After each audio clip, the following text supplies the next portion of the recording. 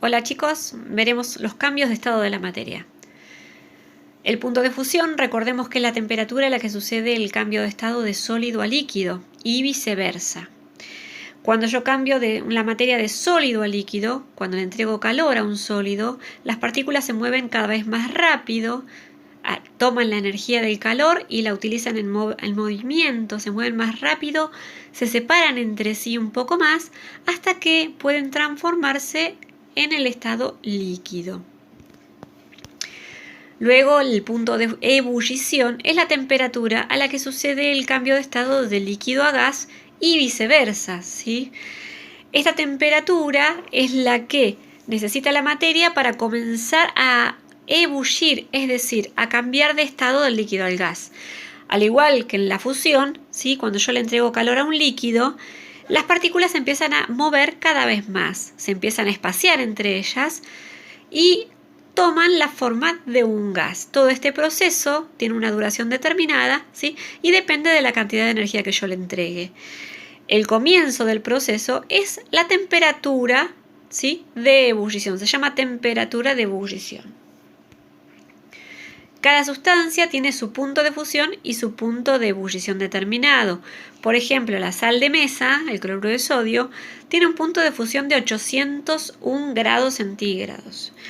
Antes de esos 801 grados centígrados, por ejemplo a 50 grados centígrados, la sal sigue estando en estado sólido. Cuando supero esos 800 grados, la sal pasará a estado líquido, ¿sí?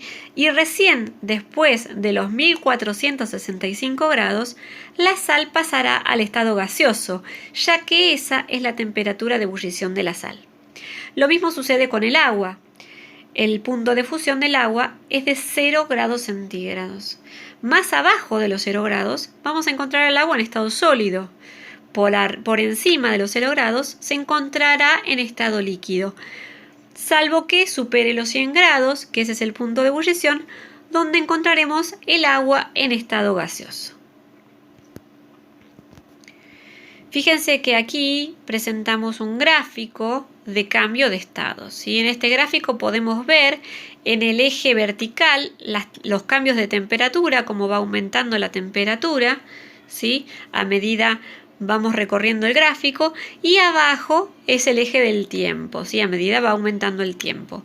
Párense en el primer bloque, ¿sí? Donde está el vaso con los cubitos, ¿sí? En estado sólido.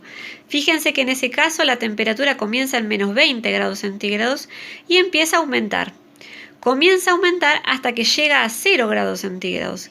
Y ahí comenzamos en el bloque siguiente, ¿sí? En el rectángulo siguiente. En ese rectángulo comienza la fusión. ¿Por qué? Porque llegué a 0 grados centígrados, que es el punto de fusión o temperatura de fusión del agua, ¿sí? Ahí tenemos cubitos que, por supuesto, están compuestos por agua, ¿sí? Es por eso que a 0 grados comienza su fusión, es decir, comienzan a pasar al estado líquido. Entonces, van pasando al estado líquido, ¿sí? Hasta que termina de pasar toda la cantidad de materia que yo tengo allí, toda se transforma en estado líquido, ¿sí? Y recién ahí la temperatura vuelve a aumentar nuevamente, que lo vemos en el bloque siguiente.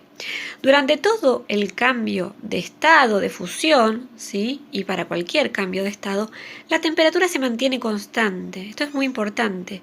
Es por eso que la recta que está en el pasaje de la fusión, ¿sí? De sólido a líquido, es horizontal, ¿sí? Se mantiene sobre los 0 grados.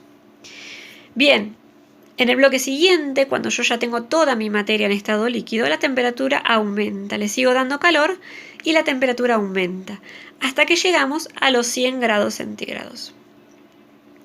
Allí, a los 100 grados centígrados, yo tengo la materia en estado líquido, pero empieza a ebullir, ¿sí? Empieza a hervir y comienza a pasar al estado vapor. En ese rectángulo siguiente tengo una mezcla de líquido y gas, ¿sí? Porque toda el agua está a 100 grados centígrados. Entonces, está hirviendo, está pasando esa materia al estado gaseoso. Tengo una mezcla de líquido y gas. Como está sucediendo el cambio de estado, esa temperatura es constante, se mantiene a 100 grados centígrados durante todo el cambio de estado. hasta que termina de pasar toda la cantidad de materia que yo tengo al estado gaseoso, que es ahí donde comienza el último rectángulo y la temperatura comienza a aumentar de vuelta. En resumen, durante los cambios de estado, la temperatura se mantiene constante. Esto sucede en el caso del bloque 2 y el bloque 4, ¿sí? Que son, respectivamente, la fusión y la vaporización del agua, ¿sí? En este caso, la fusión del agua sucede a 0 grados centígrados porque es el punto de fusión del agua, y la vaporización sucede a 100 grados centígrados, que es el punto de ebullición del agua.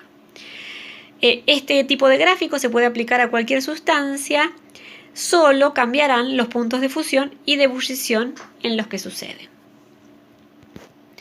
Por último, repasamos cuáles son los cambios de estado existentes.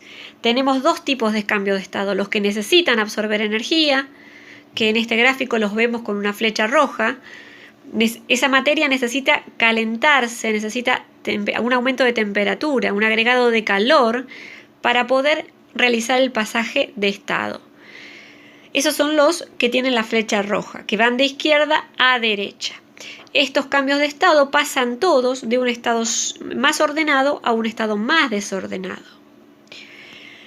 De forma contraria, los cambios de estado que van de derecha a izquierda, que tienen una flecha azul, ¿sí?, requieren de un enfriamiento, es decir, que le quiten calor, necesitan liberar energía, ¿sí?, porque enfriar es eso, quitar calor.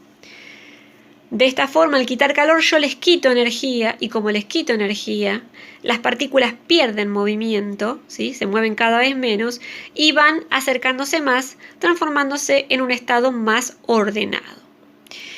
Con esto terminamos la clase de hoy. Espero que les haya servido y bueno, nos vemos en la próxima clase. Saludos.